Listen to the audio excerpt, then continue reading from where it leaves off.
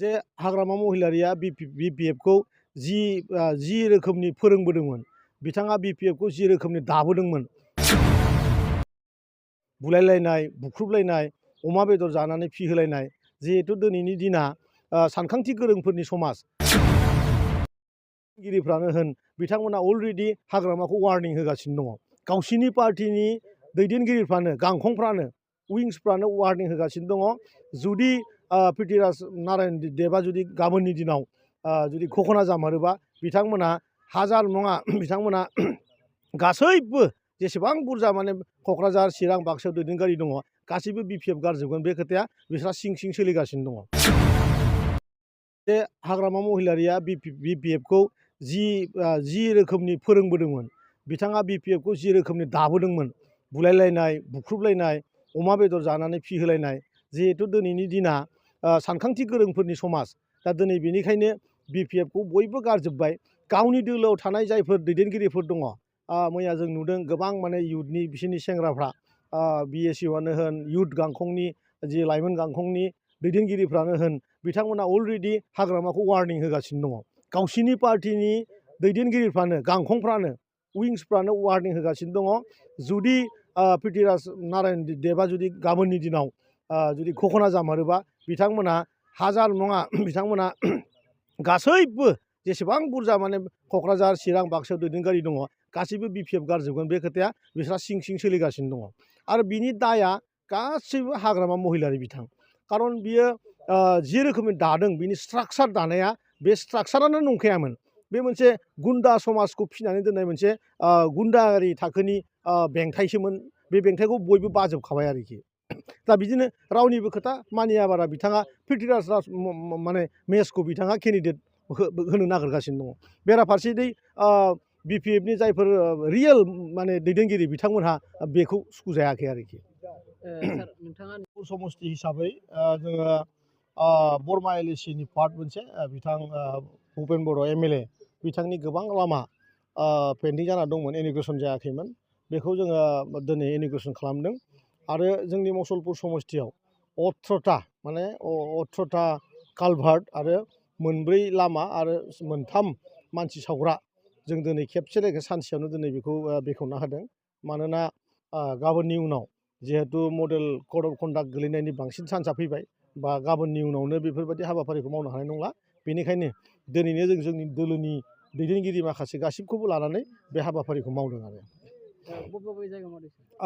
जोङो बरमा पार्टआव बांसिन मेजर लामानि जेरै खारुवा सारियालिनिफ्राय पुरानस्रिपुरसिम दोंसे लामा, नाक्टिपारा पाम्पनिफ्राय बरमा हाइवे मोनहैनाय लामा, आरो बरमा माने हायार सेकेन्डारिनि बाउन्डारि वाल, थिग बिदिनो मन'खायाव कालभार्ट, बेबायदि गासै माने 25 बारा स्किम जों दिनै बेखेवदों आरोखि। राजखान्थिखौसो बुंदों आसलथे बियो माने इउपिपिएलआ बेसे भट मोनगोन होननायाव गावनिखौसो होनफ्लांना लादों। आं 25निफ्राय 50,000 भट मोनगोन, आरो 50,000 मोना। आसलथे आं दिनै एक्सुवेलखौ बुंनि 25निफ्राय 35,000 बिपिएफआ भट मोनगोन आरोखि। बे खिन्थु सैथो आरोखि। बिथाङा बुङो 1 नाम्बारावनो थागोन होननानै। बिदिनिफ्रायनो -3निफ्राय 1 नाम्बार, बेबायदि एकदम अधम लासिं सिं नाम्बार मोननाया बे हाग्रामा महिलारानो जागोन। बेखायनोथ' बे 1 नाम्बार 25,000 भट मोननाया बे माने पुरा सोरबा माने लिगेल दल हिसाबै बे भारतनि भितरावनो प्रथम पार्टि जागोन, बे बिपिएफ जागोन। 25,000निफ्राय बे 1 नाम्बार बियो। खिन्थु बिथाङा बुंदों 1 नाम्बारबो थागोन। बिथाङाथ' बहुद खोथा बुङो। बिथाङा अलरेडि आं बुंबाय थायो बहुद समाय, बिथाङा माने गासिबजोंबो गारजाबाय, गासिबजोंबो जोगारजाबाय। मैयासो जय मुसाहारिया फैबाय, जय मुसाहारिजों खमैबो 3,000 सुबुंफ्रा फैबाय। गाबोन समफोरनि गेजेराव चन्दन ब्रह्म बिथां फैगासिनो दं। 2 एमसिएलए रानिं एमसिएलए पि आखरनि, बिसोर 7 दिननि गेजेराव जइन जागासिनो दङ। 2 एक्स एमएलए बिथांमोना 10 दिननि गेजेराव जइन जागासिनो दङ। 4 एक्स एमएलए बिथांमोना उइथिन दा 10 डेज जइन जागासिनो दङ। थ' बिथांनि बे खर' थेमाया बहा थिग थानो?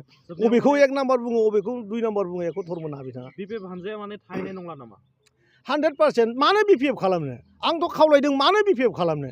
दिनैनि दिनाव दाङाबाजिनि समाय गैया। दिनैनि दिनाव अमा गन्द्रा बायदि थानानै अमा जायै अमा जाहो भट बुथुमनायनि समाय गैया। दिनै हाग्रामा महिलारिया खुन्दुं राननानै राजनिति खालामनायनि दिन गैलिया खारन दिनैनि समाजा गोरों समाज जाबाय आरो बिटिआर सुक्ति जानायनि उनावनो जों गासैबो गोजोनखौ हामलायनानै लाबोखानाय सुक्तिखा आरो गोजोन फैनाय लोगो लोगो सान्ति थासारि जानाय लोगो लोगो मानसिफ्रा गोरोंथिया बारायदों बुजिनाया बारायदों बेनिखायनो गोरों थाखोनि राजनितिक हादोरखौ बेलेग हादोरफोरबायदि जोंनि हादोरखौबो बेलेग हादोरफोरबायदि गोजौआव लांनो थाखाय गासिबो बेयाव एकमत जाना दङ दिनै बे जाम्बा सासे सुबुं जेबो रोङा जेबो गियान गैया अख्राजों माने बुलायलायनायजों सुलायलायनायजोंनो जुजिथाबनानै थाग्रा मानसि सोर लोगो होफानो मानो होफानो बेजोंलाय गतिके बिपिएफआ फैगौ माने लकसभा इलेक्सननि उनाव एखेबारे दावदै बे दलानो थाया आनटिल हाग्रामा महिलारियाबो 7 बा 10 दिननि उनाव लकसभानि उनाव इउपिपिएलआव जइन जागोन बेहा आदारवाइज जेबो लामा गैया आरोखि